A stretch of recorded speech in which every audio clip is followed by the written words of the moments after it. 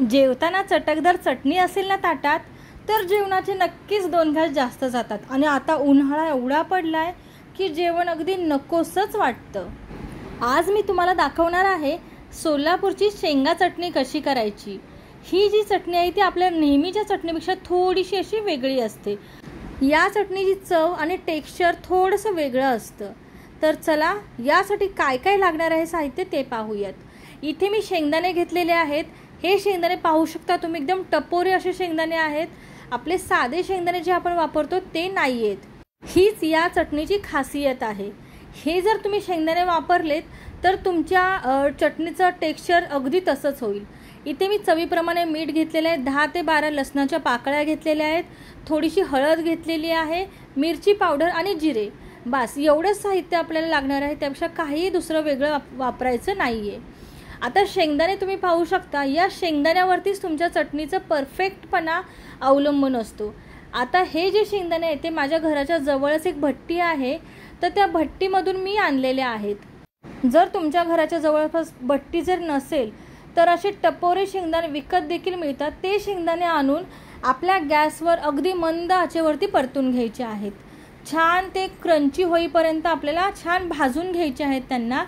आणि त्यानंतर त्याच्या साली सगळ्या काढून घ्यायच्या आहेत. माझ्या घराच्या जवळच भट्टी आहे, तर तिथे खारे शेंगदाणे पण मिळतात. आणि हे जे शेंगदाणे आहेत ते खारे नाही आहेत, सॉल्ट अजिबात नाही आहे या शेंगदाण्यांना.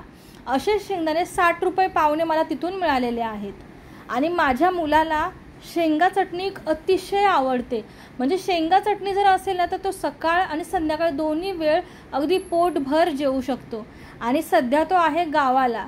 आणि कसं होतं की इथे असल्यावरती नेहमी चटण्या माझी मम्मी त्याला बनवून देतच असते. पण आता गावी आहे त्याच्यामुळे म्हटलं की चला मला खास बनवायची होती आणि तुम्हालाही सगळ्यांना दाखवायची होती. आणि माझ्या मुलासाठी सुद्धा ही चटणी बनवून मी कोल्हापूरला पाठवणार आहे. तर आता सालं आपल्याला काढून घ्यायची आहेत. तर सालं पटकन निघावी त्यासाठी असं झारा जो असतो त्याला तुम्ही चाळून घेऊ शकता. किंवा आपली नेहमीची जुनी पद्धत जी आहे पाकडून घेण्याची, तर तुम्ही पाकडूनसुद्धा सगळा त्याचं साल आपण जे आहे ते काढून घेऊ शकतो. अशा प्रकारे सगळे शेंगदाणे आपल्याला स्वच्छ करून घ्यायचे आहेत. जर तुम्हाला बाहेर नाही भेटले असे तर तुम्ही छान भाजून घ्या खरपूस गॅसवर. पण येस, भट्टीसारखी चव असेल तरच तो परफेक्टपणा आणि त्याची टेस्ट सोलापुरी शेंगा चटणीची येते. त्यामुळे ते फक्त कॉम्प्रोमाइज झालं की तुम्ही जे आहेत शेंगदाणे त्यांना फक्त भाजून चटणी करणं. पण भट्टीवरून जर तुम्ही आणलेत ना तर अप्रतिम चव येते. आणि खरोखर ही रेसिपी तुम्ही या पद्धतीने आणि सेम अशीच करून पहा. अगदी सोलापूरची शेंगा चटणीच तुम्हाला लागणार आहे. विकत आणण्याची अजिबात गरज नाही.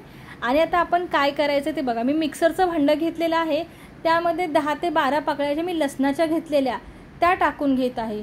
शेंगदाणे पाव किलो आहेत, त्या अंदाजाने 10 ते 12 लसणाच्या पाकळ्या, एक छोटासा चमचा जिरं, त्याच्यानंतर मीठ आणि त्यानंतर लाल तिखट म्हणजे मी इथे बेडगी मिरचीची मिरची पावडर घेतलेली आहे ती, आणि थोडीशी चिमूटभर हळद घेतलेली आहे.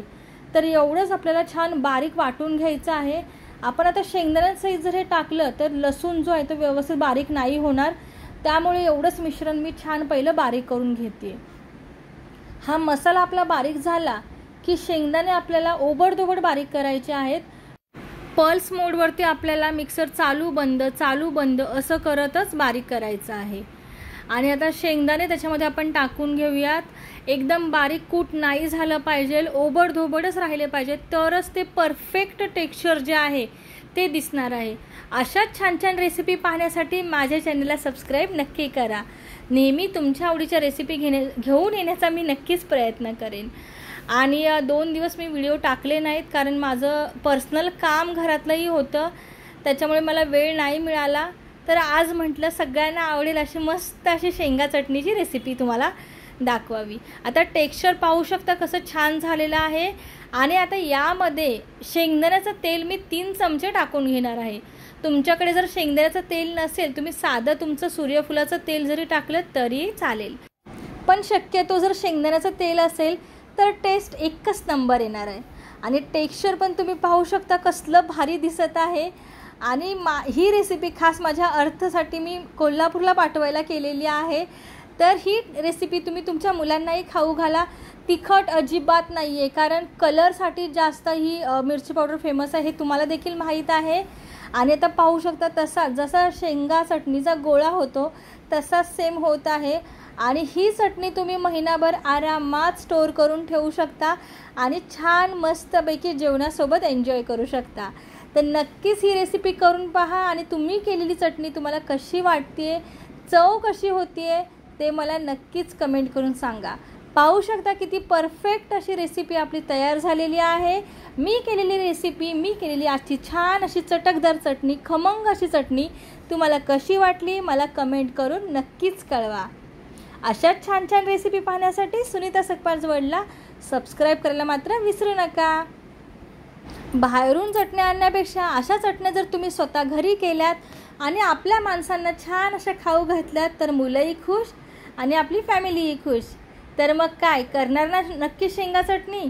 आणि हो, जर जवळपास भट्टी नसेल तर मात्र असे टपोरी शेंगदाणे विकत आणा आणि मस्त खमंग 10 ते 15 मिनटं छान बारीक गॅस करून गॅसवरती मस्त असे भाजून घ्या. तर आपली खमंग अशी शेंगा चटणी तयार झालेली आहे. तुम्ही तुमच्या कमेंट्स मला नक्की कळवा आणि अजून कोणत्या तुम्हाला चटण्या पाहायच्या असतील तेही मला नक्की सांगा. त्या चटण्या पारंपरिक पद्धतीने तुमच्यापर्यंत घेऊन येण्याची जबाबदारी माझी असेल. पुन्हा भेटूया नवीन छान छान रेसिपींसह आणि नवीन छान छान ब्लॉगसह. तोपर्यंत मस्त राहा आणि खात राहा. श्री स्वामी समर्थ. जय जय स्वामी समर्थ.